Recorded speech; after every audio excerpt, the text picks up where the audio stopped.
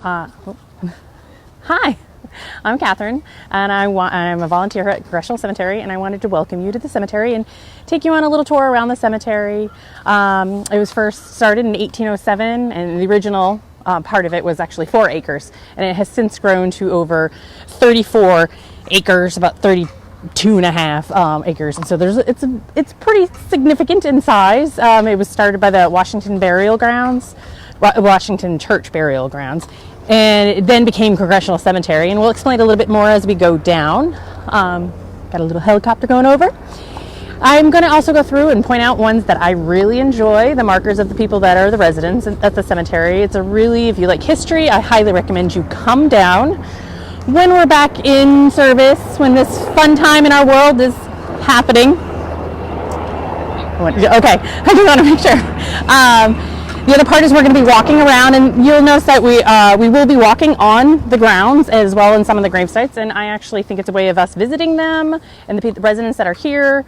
And if you think about it, some of the people that are buried right over by the gatehouse are one of the most visited places in this cemetery. So, you know, you're kind of saying hi to those that don't have family around anymore. So we're going to just continue walking down. And Mimi McNamara says, hi, Catherine. Oh, goodness. Hi, Mimi. So I like to point out the fact that the cemetery was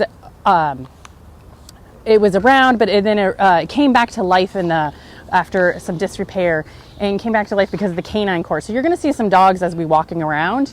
It's a very popular group to be a part of, so you can research that on our website. And they actually helped brought back the cemetery by walking it around, trying to make people deter from any vandalism. So they walk around, you pay a fee. It's very popular, so definitely come around. What I'm doing is coming over and showing you some of the fun markers that we have in the cemetery. As some will actually have a date on it. Joyce does not, but the cemetery doesn't. There's no restriction on what you can have or cannot have here. So here's Joyce. She's, pre-planning. I think that's a smart lady. And on top of that, then you have Ruth Overbeck, who's right over here. She was a DC historian. We have a visitor. Very cute dog. She was a historian here in DC. One of my favorites in the cemetery, and she is listed here, but instead of putting more information about herself, she actually just said, look it up, because she wanted you to research and figure this out for yourself. Don't let someone else tell you what to do or tell you how to find it. And Rosina Marley would like to say hello to her father at the bench, Marley Park. Oh, right here? Yeah, I think so. I was just going to that, so this is one of my favorites too, because I think this is a great way, because if you think back in the Victorian times, you would come, and these were public spaces. This is where you would come and you can be with your loved ones, because there wasn't really open spaces or green spaces in cities. So that's where the cemetery, people would come to visit, and you actually would picnic with your loved ones. So this is one of my favorites because of your parents, but also all of the animals. So you can come and have a lovely picnic and say hi. That's one thing I like over here. And as we go over here, you will notice that, so this is the original part of the cemetery over here to the right. And you're going to see a lot of these stuff that looks kind of like the Washington, the Capitol. And so these are called cenotaphs. And what it means is an empty tomb. And that originally it was for when someone would die while they were in office. And so they would be placed here, because back then you didn't have the advancement of embalming. So if you died where you were at that point, they usually would bury you at that location. And then as we progressed and embalming became available, then you would be moved home. But for here, they would memorialize that Congress member that could have died. So not all of them are full. There's about 80 that do have someone buried underneath it. But for the other ones, it's just a memorial and a marker. It was created by Latrobe, who was an architect of the Capitol. They actually, about the 1870s is when they stopped doing that. It was actually Uriah Tracy from Massachusetts that, oh, no, I apologize. That's not. It was actually a senator from Massachusetts, Hoare, who didn't like them and then thought it was a little too much money to continue to spend on these, so that it went out in about 1870s. After then was when they stopped doing these, only until the last one was about in the 70s, and that's actually Hale Boggs when he was campaigning in Alaska. He died in a plane crash. So he was the last one to have a cenotaph here. I did want to point out also over here is Elaine Locke. He was one of the first African-American Rhodes Scholars. And he was also known as the father of the Renaissance, Harlem Renaissance.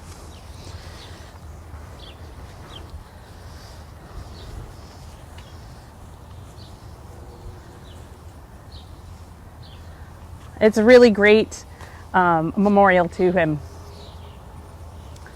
And as we go further down, it's a nice walkway up to the chapel of the cemetery. It wasn't originally there. There was a fountain, and then they added the chapel so you can have some services.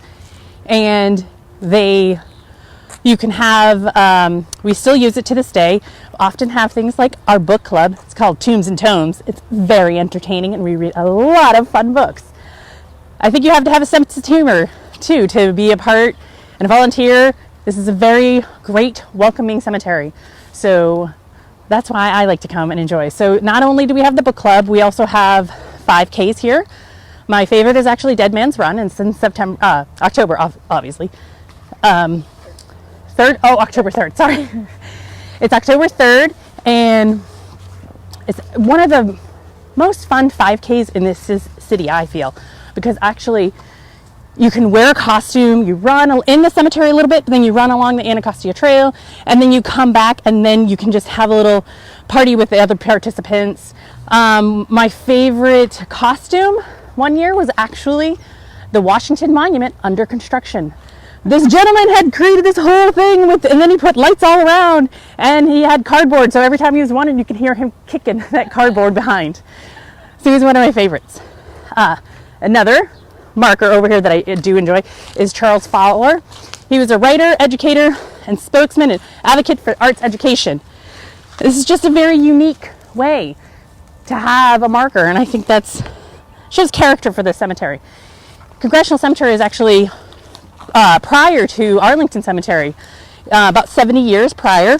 It was the original, when they were designing the city, they kind of forgot about a cemetery, because back then you would bury your family or loved ones near your home. And so then when cemeteries started coming about, they tried putting cemeteries, I think there was a north, it was in Georgetown, and then there was another location for the cemetery, but it became flood because, you know, it is DC, and it's, you know, we're in marshland. So that's why the Congressional was picked to be in this location. And now it's a little bit more open. This used to be farmland, and that's how they started burying people here. But when they designed the city, they thought, oh wait, that's right, people might die. And the first person actually buried here was someone who was working on the building of the Capitol. I'm going to show you two more right upcoming here that are my favorite. Some out there might know, but this gentleman is one of my, on top of the bench, the picnic table, is Thomas Mann. He's right over here. He worked at the library, used to work at the Library of Congress. He is still around, but he fashioned his marker after a card catalog. And if you look, you can see there's his name, when he was born. He even created a little, for those that remember a card catalog, right here. And he just designed it, you know, like future corrected edition in the hands of a higher editor. Just get a little humor here. That's interesting. I like it. The great part about Congressional too is there's still space available, but there's only one prerequisite to be buried here. Just got to be dead. That's it. No, you can be cremated. It's green burial, and yeah, just got to be dead. That's the only part. We're going to walk over here to actually Adelaide Johnson, and for those that remember, she was a sculptor.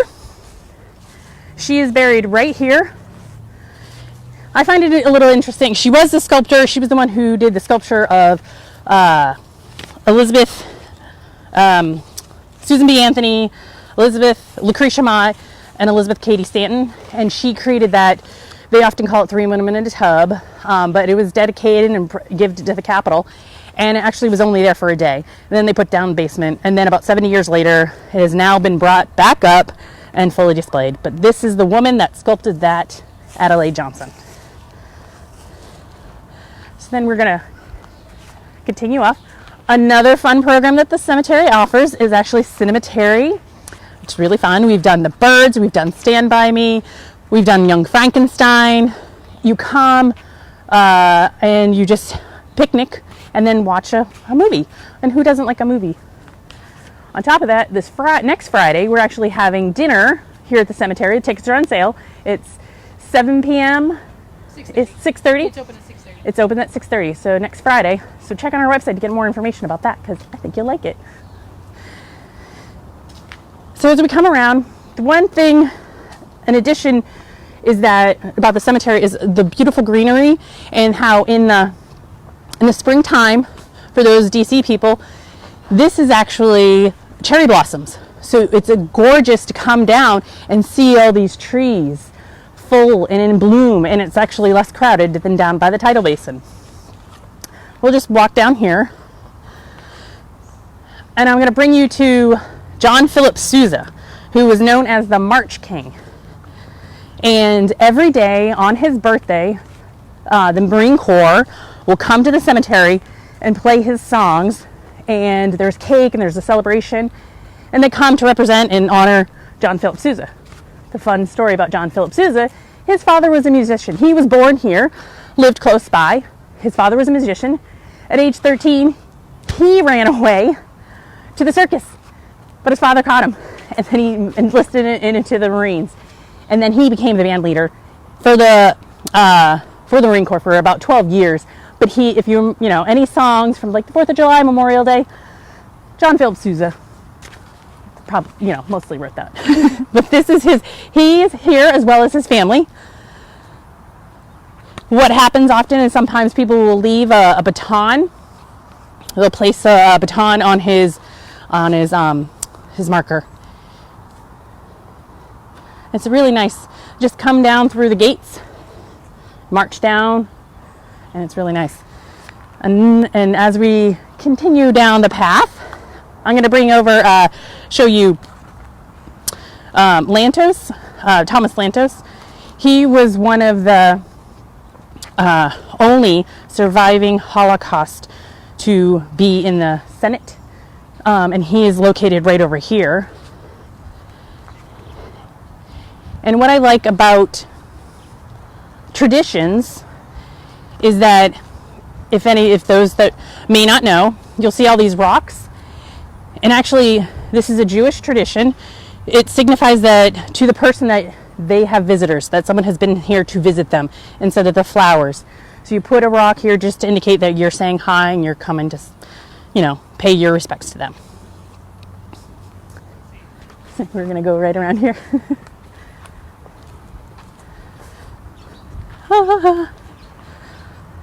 And we're going to go down the walkway right over here.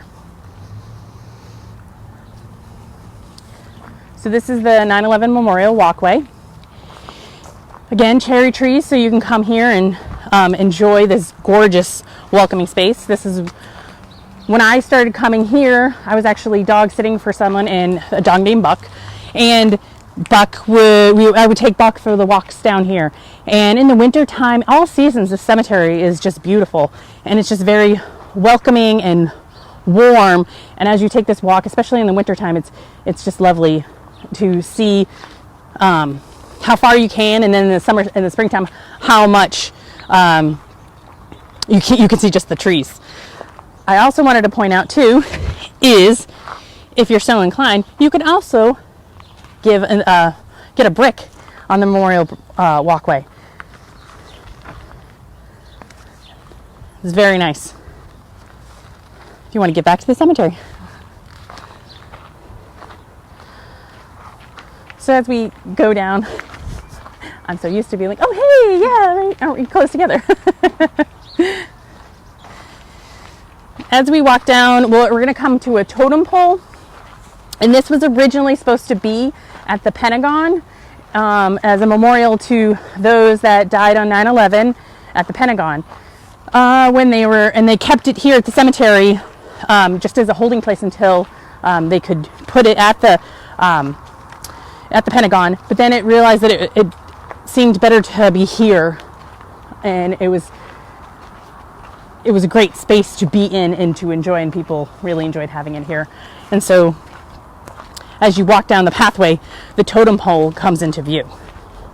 And as we continue down the path, though, what it does is it leads down to Anacostia River. So right now, I'm not sure if you can hear, but there is the highway, but the river is right there. And then in the wintertime, you have a nice, clear path to the river. And it can be really quiet in the morning as you're walking around in peaceful meditation as we get up here.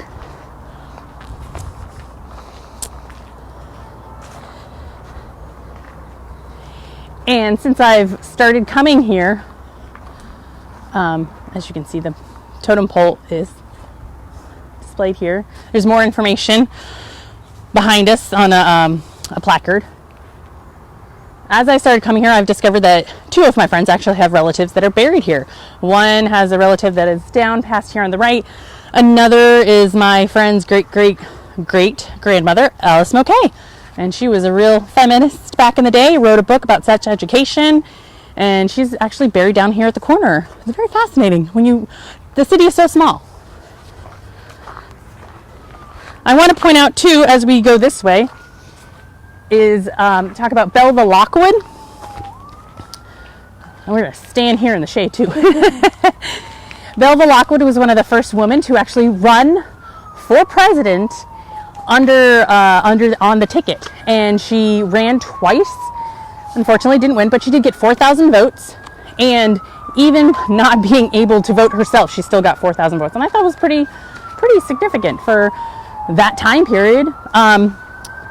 During the 2016 election, we did put up a little poster board, so if people wanted to come here and put their I voted sticker, just like they did at Susan B. Anthony in New York. But she is down this way as we go off-roading.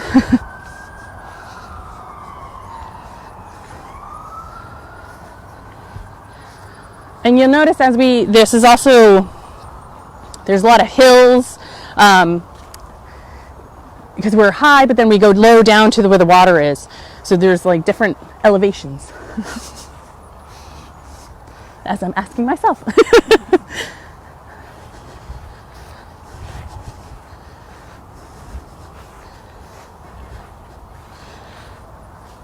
So here is Belva Ann Lockwood's.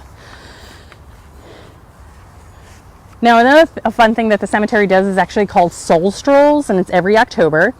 And that's when residents of the cemetery, you can go around to the cemetery and visit those residents and talk to them, and they'll tell you their story. A few years ago, Belva was actually here and told her story. We've had Adelaide Johnson, we've had J. Edgar Hoover, who would like to walk around in the cemetery. So usually they're at their markers, then sometimes they could just be wandering around in the cemetery. So it's definitely a real fun event. Even during this time, we're trying to figure it all out. So we're all in this together, so we can do it. So we'll walk, get us out of the sun to realize I was trying to keep us out of the sun, and then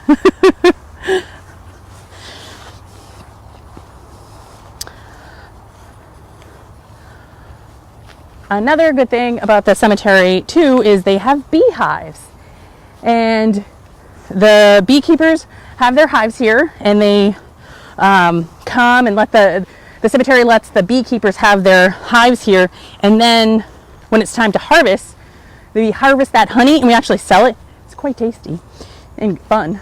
And the harvesting part is actually, I got to do it one year. It was a fascinating way to do that, and I didn't realize how the process is. So I liked it. I enjoyed it. So the beehives are going to be down here over the vaults of some of the people that actually family vaults that are here down here, and they're on top of that one. And then, so then, as you see, there's lots of dogs running around, as we saw earlier too.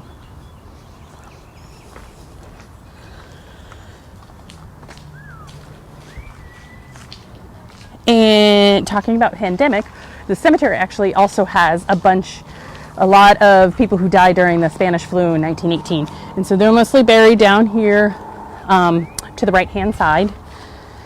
We also have a movie star, a silent film star, that resides here, but we actually didn't know, and after research we discovered that who she was after doing some research. Her name was Mary Fuller, and she was a silent star, and she was originally from here and then went to Hollywood, but it didn't work out. And then when she moved back here, unfortunately, she wasn't too well and was put into a home and forgotten about until about a few years ago. Then we rediscovered where she is, and we raised funds, and so there is a bench down below that marks where Mary Fuller is. We have a question. Brent is loving this tour on his laptop. He's so good. Personality plus, very informative. Would she be able to show Aaron Burr's lawyer, William Wirt? William Wirt. Oh, he's right. Yeah. I mean, we don't have to go there right this second. But Yeah. We'll try to hit him on our way. Yeah. No, well, I was actually in that way. I did want to point out, because in case my friend Casey's watching, this is Alice McKay. This is her great-great-grandmother. She was a suffragette, a woman ahead of her time. And my friend has showed me her cape, in addition to her nurse's cape, and a wool cape, not a nurse, apologize, a wool cape, and also like her gloves. It's fun stories you learn. So part of the 5K, we're actually, not to throw you around, sorry. Part of the 5K, this is the fun part. So if you come, which I highly recommend, it really is fun if you want a fun 5K in Washington, D.C. It's not too intense in some of the 5Ks. You know, the Turkey Trot's always a good fun one, but the 5K here, especially the Dead Man's Run, on top of we also have, usually every year is the Pride 5K. And so that will come up the hill. So you start uphill, and then you come down here, and then you run down along all the way out into the river, into the trail, the Anacostia Trail. So it's a nice, like, fun run up, down, and then out, and then we come back into the cemetery. I like pushing that. I'm always pushing that 5K. And the Pride 5K is still happening this year. They moved the date to October 10th. Oh, that's great! 10/10 at 10. Nice! Woohoo! That's the one thing. That's another thing about the cemetery too, is there is an LGBTQ corner down, and that's we will be heading that way. But like I said, the only prerequisite is you just got to be dead to be buried here. So a lot of people, there isn't any rules. So because there's some cemeteries that might have a rule in terms of your sexuality and wouldn't allow you to be buried here. So a lot of people started just would come here. And there's still space available, FYI. As another fellow docent that I enjoy, his name is Charles, he says that he has a future apartment down here. So it gives me a little giggle all the time. And shout out to Charles if you're watching. As we approach the chapel again, I know another fellow docent, just in case you hadn't watched those videos, has pointed out, but there's 3 windows at the below. That's actually where you would put the caskets in before having the service in the chapel. It's interesting.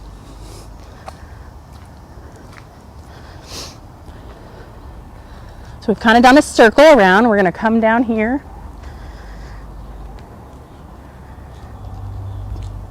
But I didn't realize, so William Wirt was Aaron Burr's lawyer.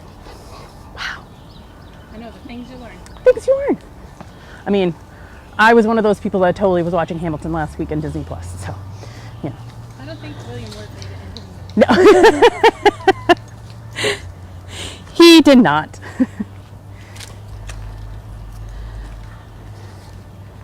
Woo. It's a hot one today. We're going to go over here to the shade. William Mort's right over here.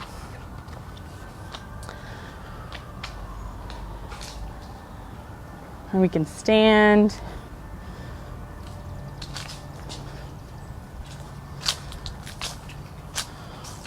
Right over here. Here's William Mort's. This is where he is buried. Here's a little bit of a fun story about the cemetery. Is that, as you can see, there's a big stone in front of it. At one point at the cemetery, they received a little metal box that said W.M. Wirt on it. And first was a phone call to the cemetery saying that I have his skull. And as it turned out, it was, after some research, it was the skull of William Wirt, because back in about the 80s, someone had come, unfortunately, broken in, and then discovered that there was a missing skull. And so then they, after research, discovered that it was his skull, and they've now since put him back all together. He is here, but it was interesting of, first is a phone call, and then nothing else. Then there's another phone call. We have this box, and it actually is a tin box that says W.M. Wirt. If you come to the Soul Strolls, oftentimes it will be out. You could say hi, not the skull, the box, but just a little fun fact about the cemetery. Yeah, and so there you go. If there's any other requests for I asked my lovely camera operator. Try not to cheek her around. We do have someone that has a family bench across from Marion Barry. Oh, we'll make it down there. Gotcha. Well, we're gonna head down the road here, the pathway, as we approach the LGBTQ corner. Apologies about that. I'm also, I think it's right. Yes. This is another one I've recently learned about, Ruth Rappaport. There's a little saying on top of hers that says, "Come sit a while." And the story that I heard is that she actually was, she would often be on her porch, and she loved hearing stories. And she also worked at the Library of Congress, and she would always encourage people to come sit by her a while and talk and tell a story. And so that was her final words on hers. That was a nice, sweet thing.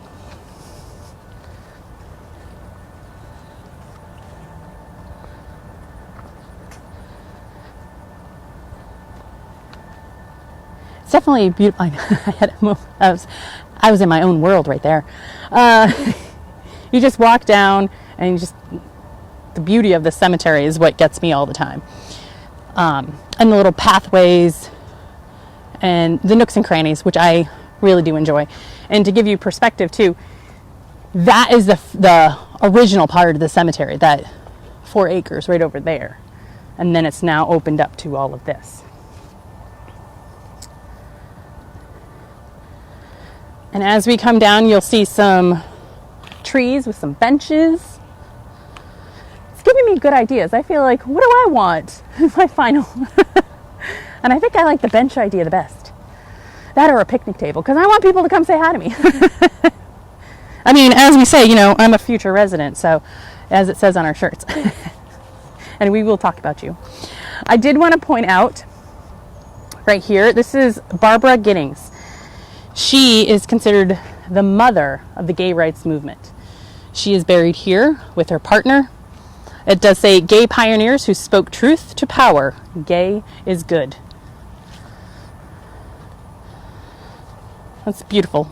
And then as we get down, we will see the father who is considered the father of the gay rights movement. He was right over here.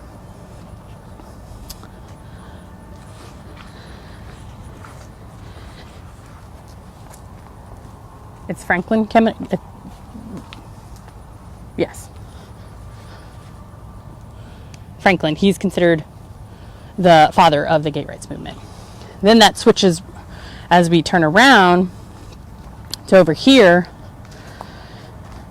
And one of the people, when I first came here, that stuck out to me was Leonard Matlovich. And on he doesn't have his name. And as you can see too, there's the stones that are on his tombstone. What it says though is, when I was in the military, they gave me a medal for killing 2 men and was discharged for loving 1. And I felt that's very powerful, especially in this day. He was the first openly gay soldier. He came out in Time magazine, and no one knew that he was going to do this. And for him to make a statement, because there's originally that wasn't, it was just that these have all been added by those that want to honor and appreciate what he did. So I enjoy, it's a very powerful part. As we go around in this corner, there's a lot of people that are either have a marker waiting for them, and other people that are have already passed away. We can go down to, if you would like. Okay. We're going to go down and I'll point out Marion Barry's. His is right over here. He is with his, he was the former mayor of DC, and his son is also in here with him.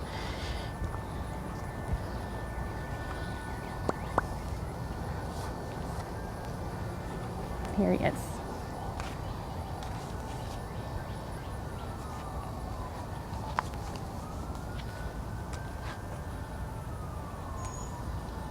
I'm not sure where the bench was, but. Oh, she said there's the bench. Oh. She sees it. Oh, okay, good. Well, I'm glad. As we walk back up, I'll actually point out another famous person that's buried here besides John Philip Sousa, Adelaide Johnson, and Belva Lockwood. Those are, going to go a little bit, focus on the ladies. But as we walk up, we're going back up into the older part of the cemetery. That's where actually the original cenotaph started, was over up in this area. And I enjoy this one. They have a picture of their cats. Cat lovers.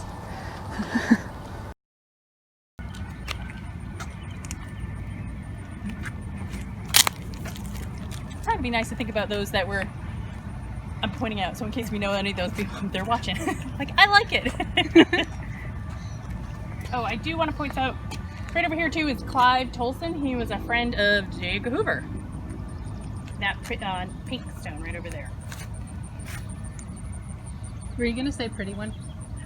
The pretty one? Yeah, I was going to say pretty pink. Yeah. It is a pretty pink. I like the pink. So another, what the cemetery also offers is adopt a plot.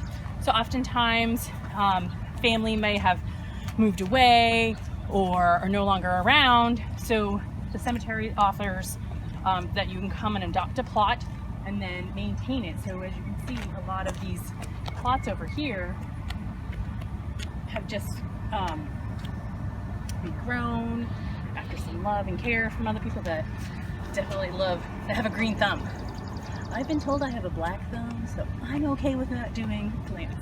But I enjoy it, especially if it's, helping the bees pollinate. What I wanted to point over here, this is J. Edgar Hoover. He was the founder of the FBI. I'm sure people know that part. What has erected, and that was done by the FBI, is this metal fence as well as this bench. He is buried here with his father and mother and his sister. And oftentimes when a cadet graduates from the FBI Academy, he'll come here, may leave like a certain token or pay their respects. So it's always interesting, and the artifacts and items that you find on some of the gravestones, especially the popular ones like J. Edgar Hoover or John Philip Sousa. And we're gonna actually swing around over here to another favorite lady of mine. I'm a little bit of a history geek in that part, and that her story is fascinating, I find, on top of her house and how more information was discovered. She's down here.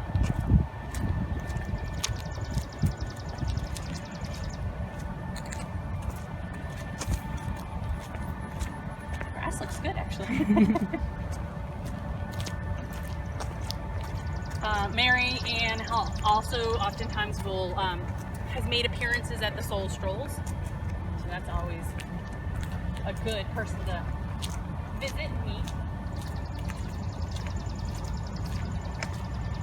If you come around, you'll see that there's two markers. And Mary's here on the right, but Mary's mother and sister are here on the left. And Mary Ann Hall had, she was a very rich woman, and it was during the Civil War, and she actually owned a very popular brothel in DC. It was actually down by the Capitol. And the reason we also know her wealth, A, is because of this plot, and B, is also when they were excavating where her house used to be, which is now the site of the Museum of the American Indian down on the mall. When they were excavating and they found her trash pit, they found fine china, they found corkscrews from champagne bottles that were from France that were apparently like the best bottles of champagne.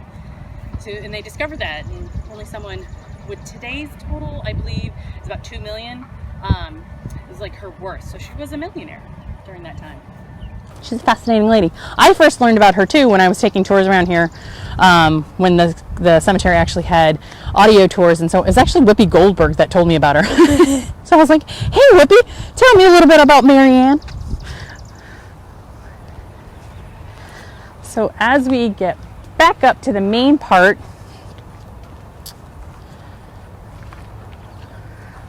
I'll go and get into a little bit about the history. More about the residents and the history over here.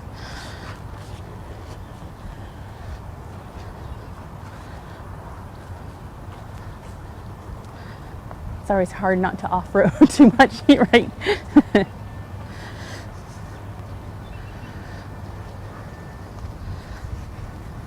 And see, that's a gorgeous plot over there. Whew.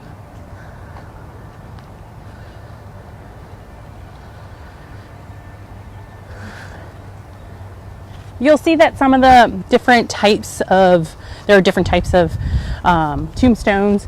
Some are marble, some are sandstone, and you can see the different in the weathering of those types. That marble, which was more expensive back then, has definitely stood the test of time.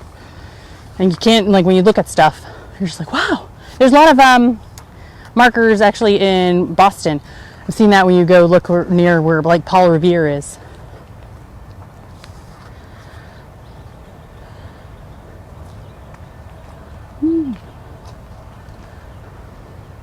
Trying to think of the best path to get there. How do we do this? Whichever way you want. I know, I was like, ooh.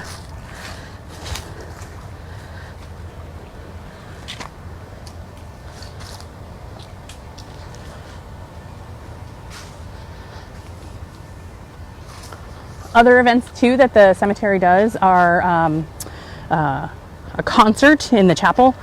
The name of that type of program is escaping my brain right now. Tunes from the Crypt? Tunes from the Crypt. We also do yoga mortis. That's really fun. Goat yoga, which sells out and is very popular. So we're gonna hop over here. And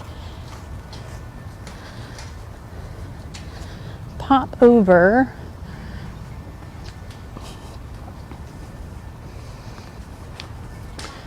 to see the earlier part of the cemetery as well as the earlier cenotaphs. Here is Uriah Tracy. He was a senator from Connecticut, and he was one of the first cenotaphs because he was one of the first members of Congress to pass. And that was in 1807. And as we go down here, we're going to go to a fun one, especially during now, as I say that, is over to Elbridge Gerry.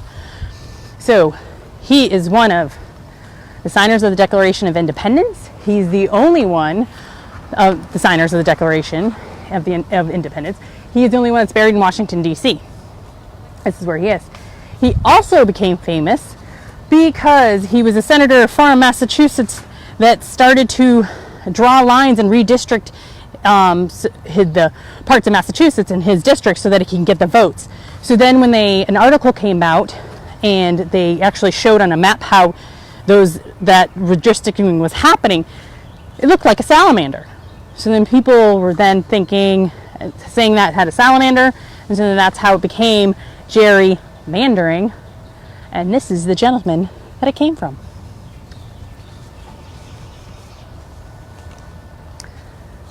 There's also a nice little description more in case I've missed out any parts. And also talking about that he was this plaque that was in honor of him that was placed here. So then we can go over.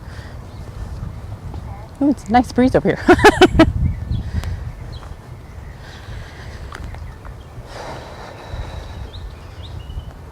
The cemetery often also has a lot of different tours, so I've kind of given you a little bit of the introductory and also my favorite parts of the cemetery. There are many more tours that you can. We have a great list on the website of all of those tours. There's the pamphlets of those tours until you can come here in person when we're back up and running, but you can go online and look at those pamphlets and of those different tours. So we have the introductory tour. We also have the Civil War tour. We have woman tour. We have an architect's tour, an African American tour, LGBTQ tour. Lots and lots of tours with lots and lots of information about it. So I definitely recommend going to our website to find out. I'm actually holding one of the programs. Just, I don't know, maybe it was something I wanted to carry around for the day. But it's actually about the suffrage tour. So definitely go to the website and check out those tours if you want to, if you're curious, if you're having an interesting time with me. Of course you are. But if you want to come and learn more about the cemetery and all the different fun facts, especially like the Civil War. I think that's one of the popular ones that we have because actually one of the co-conspirators of the Lincoln assassination is buried here. He is in an unmarked grave. He's actually under his sisters because originally when he passed away, he was with the army, and then his sisters had asked for his body back, but they said, like, just let's not make sure. They didn't want people coming and maybe taking down or vandalizing his grave. So he is with his sisters. And a name I would tell you, but it's escaping me right now. Oh, his name is Davy Harold. Davy Harold. Thank you. Yeah, I mean David. And his family is right in the It's in the hot sun. We're gonna go over here. We're gonna show one of the earlier markers of Captain Tingy, who was saved the yards. He actually, during the War of 1812, he lit the Navy Yard on fire to protect it from the British from coming in. And he's actually buried behind this fence right over here. And actually 2 years ago, I believe it was, he was here as a resident of Soul Strolls. I know, I'm talking a lot about Soul Strolls and I'm talking a lot about the 5K. Just come to the cemetery, it'll be fun. And so he's buried right over here. So we're back in the older part of the cemetery. And he's actually right back over there. And I've made a full circle, so we've come back to the beginning.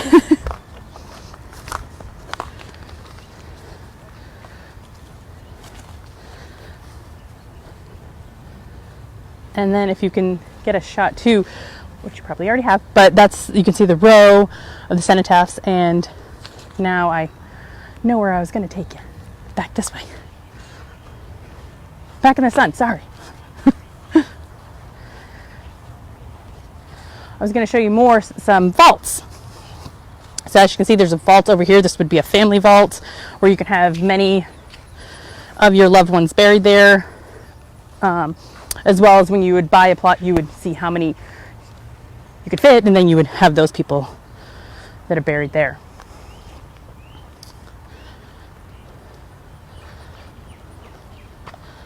it really is good to have the adopt a plot too, because it definitely helps the bees, because look at all these flowers. Looks amazing.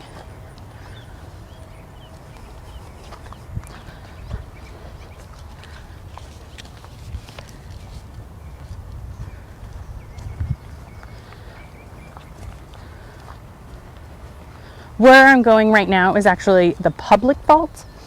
And the public vault was where they would at times temporarily put your body there, or for those that may necessarily couldn't afford to be buried right away, they would temporarily be housed there. And it was about $5 to have that. And that's up here on the right.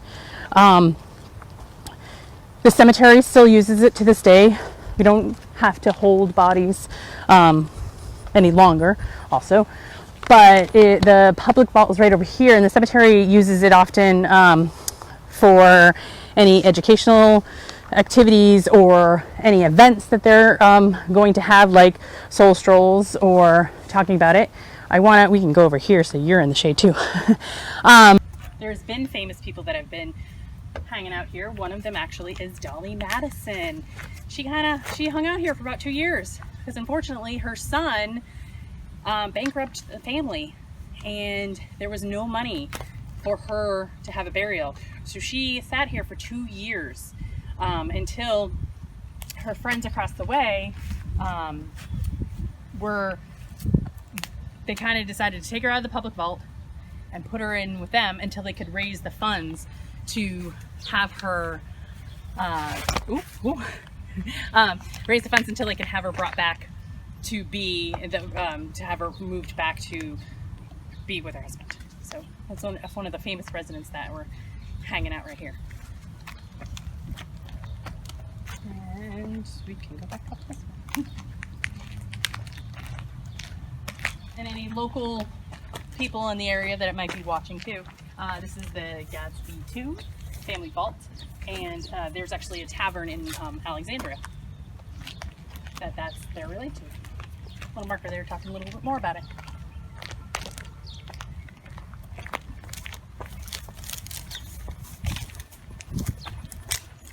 And I think we'll go up to the last sentence. I'll show you that one.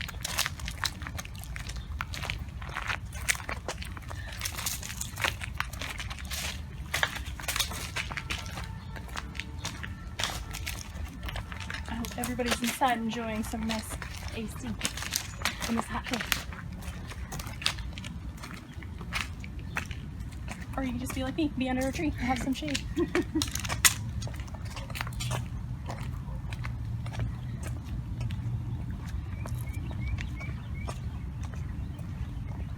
Want to get to showing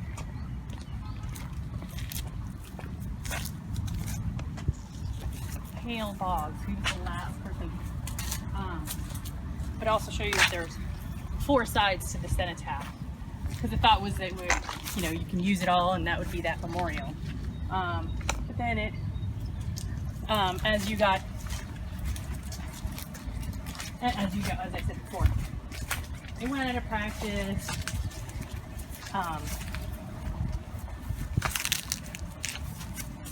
And I get distracted, I think. The cenotaphs went out of practice, and the last one to have a memorial, because now you can go home and bury where you want.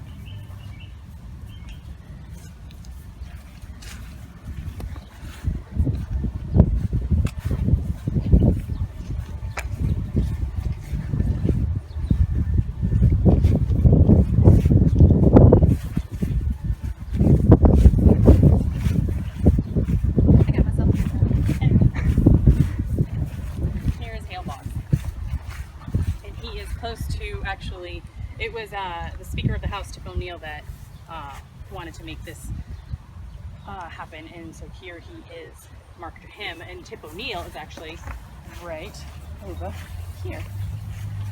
Little marker for him. So he didn't get the cenotaph, but he went for the little bit something more to his preferences, maybe. I always think of the movie Dave and him because he was in the movie Dave, which is a fun movie if you've never seen that film. So here, we'll go back over this way. I led Sarah in a circle. I didn't mean to. They don't care. They're at home. But at least we're getting steps in. Woohoo! Yeah.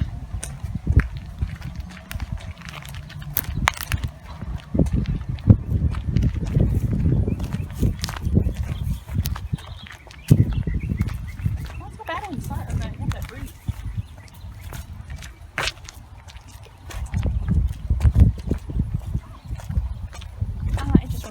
Another, we're gonna head this way.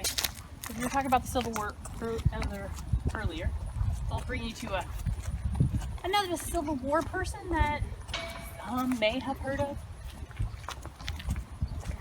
I think you'll see. You might know when I get to it. Oh yeah.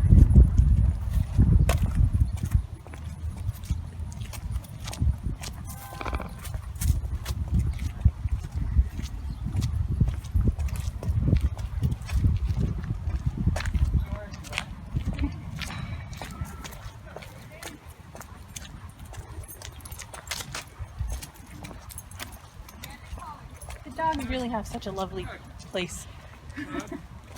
They really enjoy themselves here.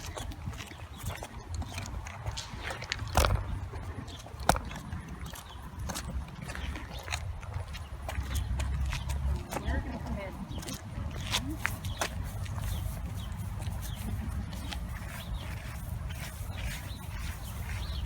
I know. The suspense is killing me. Whoosh, go. I'm taking you over to Matthew Corey.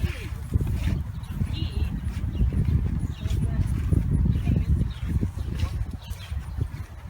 photographer. And another part of that, when I talk about coming and leaving little items, as you can see, there's like little cameras on top of his tombstone. And in addition to, there's the penny, because he, which is Lincoln, and he actually took photographs of Lincoln, and actually that is what's on your $5 bill. That picture, that portrait, is by the photographer Matthew Brady. So if people were real fans, they would leave $5 bills. Hey now. But yeah, and that would be awesome if it was still here. There is a note to that there are 2 markers here. And the thing was that Matthew Brady actually was in a carriage accident back on Pennsylvania Avenue, and he was injured. He, at that point in his life too, because of the chemicals from the photography, he had gone blind. So he was in this accident, but he didn't die. But oftentimes people thought that he actually did die, but he did not. He didn't. He died the following year, about a couple months later. And so one was erected in 1895, and then another, which was by Group Race and Fund, of the actual date that when he died. So it was donated in 1988. So this is a famous, and that would be on your Civil War tour if you came here. I want to point out one of my, she might not be famous to you, she's a little bit of an enjoyment for me at the cemetery, is this lady over here, is that she liked her china cabinet so much that she created it to be her final resting place. And over here, this is her name is Sally, and this is her china cabinet, and her ashes are actually interned in a canister within here. But I was just like, lady, I love you. This is great. I want to be you. I think that's a great way of like saying goodbye, is just, you know, being in your china cabinet that you love so much and be hanging out. And then we'll go back up here.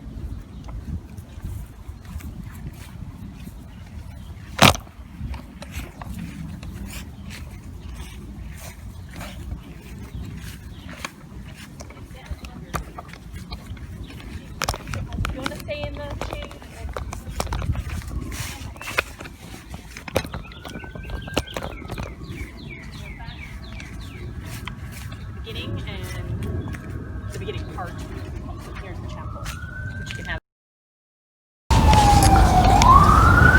And I realize I want to think about time too. How are we?